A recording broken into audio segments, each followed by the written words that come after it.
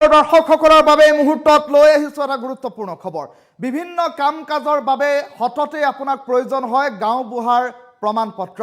গাঁওবুঢ়াৰ প্ৰমাণপত্ৰখনৰ বাবে বহু সময়ত দেখিবলৈ পোৱা যায় 50ৰ পৰা 100 টকা পৰ্যন্ত প্ৰতিখন প্ৰমাণপত্ৰৰ বাবদ গাঁওবুঢ়াই লয়। কিন্তু এতিয়াও চাহ খৰচৰ নামত গাঁওবুঢ়াই আপোনাৰ পৰা টকা লৈ আছে নেকি? তেনেহ'লে সেইসকল চৰকাৰী গাঁওবুঢ়া এতিয়াৰ পৰা সাৱধান হওক, কিয়নো এটকাও প্ৰমাণপত্ৰৰ বাবদ গাঁওবুঢ়াই সংগ্ৰহ কৰিব নোৱাৰিব জনসাধাৰণৰ পৰা।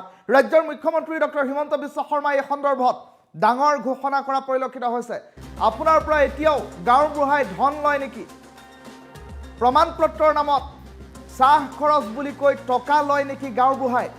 চৰকাৰী গাঁওবুঢ়াই যদি এনেধৰণৰ কাম কাজ কৰিছে তেনেহ'লে সেই কাম কাজ এতিয়া অতীত হৈ পৰিব। চৰকাৰে গাঁওবুঢ়াসকলৰ বাবে প্ৰতিমাহে দিব 9,000কৈ টকা। ৰাজ্যৰ গাঁওবুঢ়াসকলে এতিয়াৰ পৰা নিয়মীয়াকৈ পাব পাৰিতোষিক। ৰাজহ গাঁও আৰু বন গাঁৱৰ গাঁওবুঢ়াই পাব সমপৰ্যায়ৰ ধন। প্ৰমাণপত্ৰৰ নামত যাতে সাধাৰণ লোকৰ পৰা ধন নলয় তাৰ বাবে আহ্বান জনালে ৰাজ্যৰ মুখ্যমন্ত্ৰী ডক্টৰ হিমন্ত বিশ্ব শৰ্মাই। গাঁওবুঢ়াৰ পাৰিতোষিকৰ নামত মাহে 15,58 লাখকৈ টকা খৰচ কৰিব ৰাজ্য চৰকাৰে। বন গাঁৱৰ 278গৰাকী গাঁওবুঢ়াক পাৰিশ্ৰমিক দিয়াৰ ব্যৱস্থা গ্ৰহণ কৰিছে ৰাজ্য চৰকাৰে। ৰাজহ গাঁৱৰ 668গৰাকী গাঁওবুঢ়াক পাৰিশ্ৰমিক দিয়াৰ ব্যৱস্থা কৰিছে। জনসাধাৰণক প্ৰমাণপত্ৰৰ নামত যাতে ধন খুজি আমনি নকৰে তাৰ বাবে এই সিদ্ধান্ত গ্ৰহণ কৰা হৈছে। ইয়াৰ পাছতো প্ৰমাণপত্ৰৰ নামত ধন লোৱাটো যুক্তিসংগতনে বুলি এক প্ৰকাৰ প্ৰশ্ন চিহ্ন উত্থাপন হোৱা পৰিলক্ষিত হৈছে। আপোনাৰ পৰা এতিয়াও গাঁওবুঢ়াই ধন লয় নেকি? প্ৰমাণপত্ৰৰ নামত চাহ খৰচ বুলি কৈ টকা বিচাৰিছে নেকি গাঁওবুঢ়াই? তেনেহ'লে যদিহে বিচাৰিছে এই বাতৰি আপোনাৰ বাবে। চৰকাৰে গাঁওবুঢ়াসকলৰ বাবে প্ৰতিমাহে 9,000কৈ টকা প্ৰদানৰ বাবে সিদ্ধান্ত গ্ৰহণ কৰিছে। ৰাজ্যৰ গাঁওবুঢ়াসকলে এতিয়াৰ পৰা নিয়মীয়াকৈ পাৰিতোষিক লাভ কৰিব আৰু পাৰিতোষিক লাভ কৰা প্ৰতিগৰাকী চৰকাৰী গাঁওবুঢ়াই জনসাধাৰণৰ পৰা প্ৰমাণপত্ৰৰ নামত ল'ব নোৱাৰিব ধন। ৰাজহ গাঁও আৰু বন গাঁৱৰ গাঁওবুঢ়াই পাব সমপৰ্যায়ৰ ধন। প্ৰমাণপত্ৰৰ নামত যাতে সাধাৰণ জনতাক হাৰাশাস্তি নকৰে চৰকাৰী গাঁওবুঢ়াই, যাতে সাধাৰণ জনতাৰ পৰা ধন সংগ্ৰহ নকৰে প্ৰমাণপত্ৰৰ নামত, তাৰ বাবে ৰাজ্যৰ মুখ্যমন্ত্ৰী ডক্টৰ হিমন্ত বিশ্ব শৰ্মাই আহ্বান জনাইছে। 15,58 লাখকৈ টকা প্ৰতিমাহে খৰচ কৰিব এতিয়া ৰাজ্য চৰকাৰে গাঁওবুঢ়াসমূহৰ নামত। বন গাঁৱৰ 278গৰাকী আৰু সমান্তৰালকৈ ৰাজহ গাঁৱৰ 668গৰাকী গাঁওবুঢ়াক পাৰিশ্ৰমিক দিয়াৰ বাবে ব্যৱস্থা গ্ৰহণ কৰিছে ৰাজ্য চৰকাৰে। আৰু তেনে পৰিপ্ৰেক্ষিতত ইয়াৰ পাছতো প্ৰমাণপত্ৰৰ নামত এতিয়া গাঁওবুঢ়াসকলে ধন লোৱাটো কিমান দূৰ যুক্তিসংগত তাক লৈ প্ৰশ্ন উত্থাপন হোৱা পৰিলক্ষিত হৈছে। ৰাজ্যৰ মুখ্যমন্ত্ৰী ডক্টৰ হিমন্ত বিশ্ব শৰ্মাই গাঁওবুঢ়াসকলৰ সন্দৰ্ভত কি মন্তব্য কৰিছে টাইম 8ৰ দৰ্শকসকলক এই মুহূৰ্তত প্ৰথমেই মন্তব্য শুনাই লৈছে। আন গাঁৱৰ গাঁওবুঢ়াসকল ৰাজহ গাঁৱৰ গাঁওবুঢ়া আৰু তেওঁলোকক ৰাজহ বিভাগে নিযুক্তি কৰে। আজি ইমান দিনে ৰাজহ বিভাগৰ অধীনত ৰাজহ গাঁৱত থকা গাঁওবুঢ়াসকলে মাহত 9,000 টকা চৰকাৰৰ পৰা ৰেনুমাৰেশ্যন বা পাৰিতোষিক হিচাপে পাই আছিল। কিন্তু বন গাঁৱত বসতি কৰি থকা গাঁওবুঢ়াসকলে চৰকাৰৰ পৰা কোনো টকা বা কোনো মাননি পোৱা নাছিলে, মাত্ৰ তেওঁলোকক নিযুক্তি দি থকা হৈছিলে।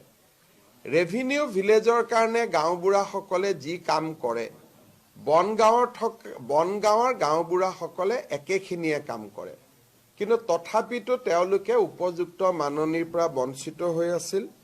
অসমত বন গাঁৱত কাম কৰি থকা গাঁওবুঢ়াসকলক ৰাজহ গাঁৱৰ গাঁওবুঢ়াৰ সমান 9,000 টকাৰ পাৰিতোষিক দিবলৈ সিদ্ধান্ত গ্ৰহণ কৰে। আন গাঁৱৰ গাঁওবুঢ়াসকল ৰাজহ গাঁৱৰ গাঁওবুঢ়া আৰু তেওঁলোকক ৰাজহ বিভাগে নিযুক্তি কৰে। আজি ইমান দিনে ৰাজহ বিভাগৰ অধীনত ৰাজহ গাঁৱত থকা গাঁওবুঢ়াসকলে মাহত 9,000 টকা চৰকাৰৰ পৰা ৰেনুমাৰেশ্যন বা পাৰিতোষিক হিচাপে পাই আছিল। কিন্তু বন গাঁৱত বসতি কৰি থকা গাঁওবুঢ়াসকলে চৰকাৰৰ পৰা কোনো টকা বা কোনো মাননি পোৱা নাছিলে, মাত্ৰ তেওঁলোকক নিযুক্তি দি থকা হৈছিলে।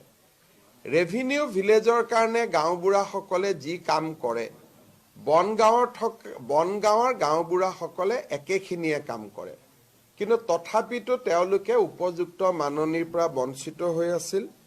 অসমত বনগাঁৱত কাম কৰি থকা গাঁওবুঢ়াসকলক ৰাজহ গাঁৱৰ গাঁওবুঢ়াৰ সমান ৯,০০০ টকাৰ পাৰিতোষিক দিবলৈ সিদ্ধান্ত গ্ৰহণ কৰে। আন গাঁৱৰ গাঁওবুঢ়াসকল ৰাজহ গাঁৱৰ গাঁওবুঢ়া আৰু তেওঁলোকক ৰাজহ বিভাগে নিযুক্তি কৰে। আজি ইমান দিনে ৰাজহ বিভাগৰ অধীনত ৰাজহ গাঁৱত থকা গাঁওবুঢ়াসকলে মাহত ৯,০০০ টকা চৰকাৰৰ পৰা ৰেনুমাৰেশ্যন বা পাৰিতোষিক হিচাপে পাই আছিল। কিন্তু বনগাঁৱত বসতি কৰি থকা গাঁওবুঢ়াসকলে চৰকাৰৰ পৰা কোনো টকা বা কোনো মাননি পোৱা নাছিলে, মাত্ৰ তেওঁলোকক নিযুক্তি দি থকা হৈছিলে। ৰেভিনিউ ভিলেজৰ কাৰণে গাঁওবুঢ়াসকলে যি কাম কৰে, বনগাঁৱৰ গাঁওবুঢ়াসকলে একেখিনিয়ে কাম কৰে, কিন্তু তথাপিতো তেওঁলোকে উপযুক্ত মাননিৰ পৰা বঞ্চিত হৈ আছিল। অসমত বনগাঁৱত কাম কৰি থকা গাঁওবুঢ়াসকলক ৰাজহ গাঁৱৰ গাঁওবুঢ়াৰ সমান ৯,০০০ টকাৰ পাৰিতোষিক দিবলৈ সিদ্ধান্ত গ্ৰহণ কৰে। আন গাঁৱৰ গাঁওবুঢ়াসকল ৰাজহ গাঁৱৰ গাঁওবুঢ়া আৰু তেওঁলোকক ৰাজহ বিভাগে নিযুক্তি কৰে। আজি ইমান দিনে ৰাজহ বিভাগৰ অধীনত ৰাজহ গাঁৱত থকা গাঁওবুঢ়াসকলে মাহত ৯,০০০ টকা চৰকাৰৰ পৰা ৰেনুমাৰেশ্যন বা পাৰিতোষিক হিচাপে পাই আছিল। কিন্তু বনগাঁৱত বসতি কৰি থকা গাঁওবুঢ়াসকলে চৰকাৰৰ পৰা কোনো টকা বা কোনো মাননি পোৱা নাছিলে, মাত্ৰ তেওঁলোকক নিযুক্তি দি থকা হৈছিলে। ৰেভিনিউ ভিলেজৰ কাৰণে গাঁওবুঢ়াসকলে যি কাম কৰে,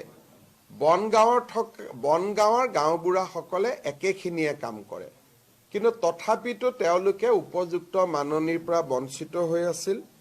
অসমত বনগাঁৱত কাম কৰি থকা গাঁওবুঢ়াসকলক ৰাজহ গাঁৱৰ গাঁওবুঢ়াৰ সমান ৯,০০০ টকাৰ পাৰিতোষিক দিবলৈ সিদ্ধান্ত গ্ৰহণ